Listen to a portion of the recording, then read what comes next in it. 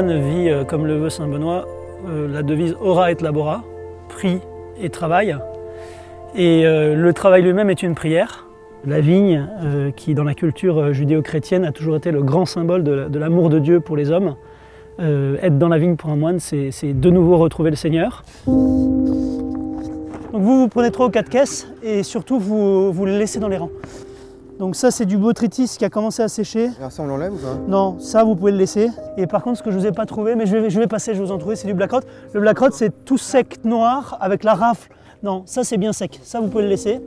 Et c'est la rafle c'est la partie qui tient la grappe là, qui est toute noire et les raisins sont complètement secs.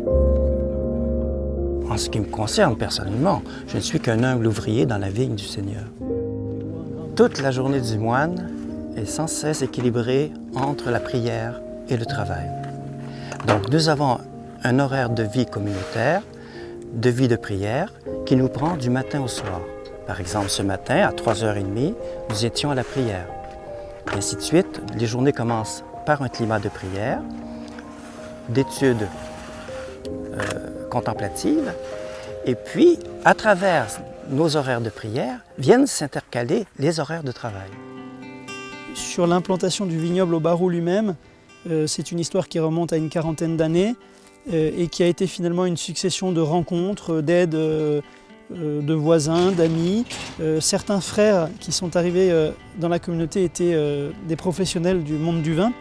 Nous avons des frères qui viennent d'un peu partout, de différents horizons, et qui ont des qualités qui ont permis de développer la vigne et de développer, d'exploiter la vigne.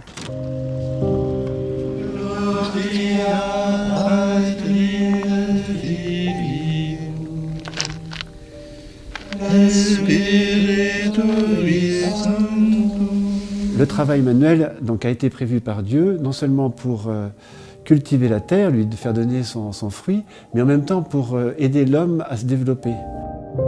La vertu générale la plus importante pour le moine, c'est le retour au réel. C'est d'avoir un contact avec le réel.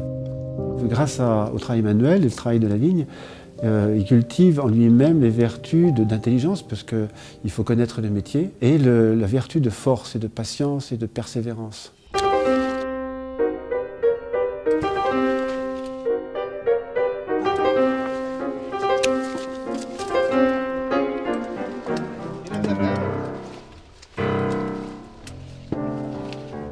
On s'est rencontré avec Père Odon il y a quelques années. On a discuté de l'avenir de la viticulture dans la région. Le problème qu'on a, c'est que la viticulture aujourd'hui est quasiment pas rentable. On est en zone de montagne, on a des coûts de production qui sont élevés. On perd des surfaces, il y a des entreprises qui rachètent les terres, on perd un peu de notre identité. Depuis 2015, donc, on a décidé de travailler ensemble. Je pense que c'est un bon concept. On ne voit pas une cave avec des moines, souvent, travailler ensemble. On s'est dit qu'il faut vraiment valoriser le produit suffisamment pour qu'on puisse envisager de produire correctement. C'est ça en fait le projet des moines et des vignerons. Mais c'est un gros projet et ça demande des gros changements. Imaginez qu'on puisse vendre des vins dans des gammes tarifaires qu'on n'a jamais explorées jusqu'à aujourd'hui, avec une image monastique, c'est pas évident aussi. On peut comprendre que ça puisse faire peur à certains. C'est vrai que les moines sont des vignerons jeunes, on va dire, donc il faut ménager la chèvre et le chou, comme on dit. Il ne faut pas mettre la charrue avant les bœufs.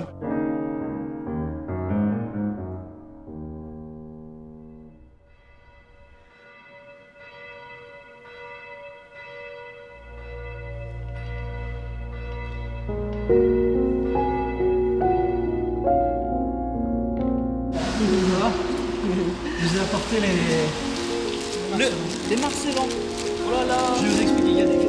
Là aujourd'hui, on vient juste de recevoir le raisin de Via Caritatis dont la Roussanne. C'est notre première journée de vendange. Tous les parcelles de Via Caritatis sont vinifiées à part. Depuis qu'il est arrivé Père Odon, donc Via Caritatis, ce qui a changé depuis, c'est le travail approfondi de la vigne. C'est vrai qu'au début, on faisait pas trop de sélection parcellaire. Là, on a vraiment des professionnels maintenant sur place qui veillent à ce qu'on a de meilleures qualités de raisins. Les vignerons Caritatis et les moines et les moniales des abbayes se sont retrouvés sur un projet de haute couture au vignoble, avec énormément de travail en verre pour améliorer justement la maturité des raisins, alléger les charges, obtenir une bonne ventilation sous les pieds de vigne.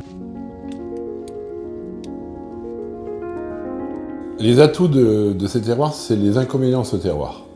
C'est-à-dire que les atouts, c'est qu'ils sont en altitude et ça amène beaucoup de fraîcheur, beaucoup de fruits, beaucoup d'élégance dans le vin, mais aussi le fait qu'ils soient en altitude, c'est une gestion de vinification, une gestion de culture et un travail plus accru.